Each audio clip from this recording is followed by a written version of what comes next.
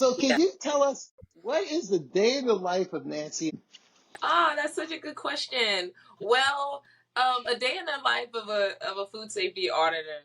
That's what I'm called. Since I don't work for the government, I work in private sector. So basically, we we make our own schedule. I will say that we make our own schedules. So I just basically, I decide what time I'm gonna go to my sites, depending on what time the managers arrive, and then I go to work and I spend a few hours there. And I do, walkthrough of the store, and I check all the documentation, and if there's any events of any like non-compliance or anything, I either do a training right then and there with the managers, or I just write it up. And then and then I just go home. I take pictures of all the non-compliances, and then I go home and I write it up. And it doesn't really take that long, but it's such an important job.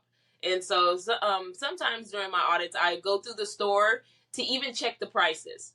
So I'm even checking for the prices to make sure that any no price discrepancies. I'm making sure that when you go to the meat department, they're not charging you for the tray or the soaker, to make sure that there's enough, that there's not a lot of moisture in there, to make sure that people are being charged the right prices, because sometimes with weights and measures, the people they may include the cost of the tray and the soaker in the price for the chicken that you may purchase, right? But you're not supposed to pay for that.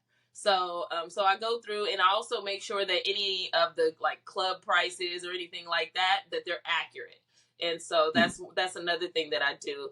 And one thing I do want to point out is that if you ever go to a store and you're overcharged by $5, they either give you the item for free plus a refund, or they can give you a gift card to the store. And so it's like no one notices, but there are big placards right above the checkout stands. Right above that'll tell you like if you're overcharged or if it's under $5, they'll just give you a credit for whatever they overcharged you for. So just know that part. But that's basically a day in my life.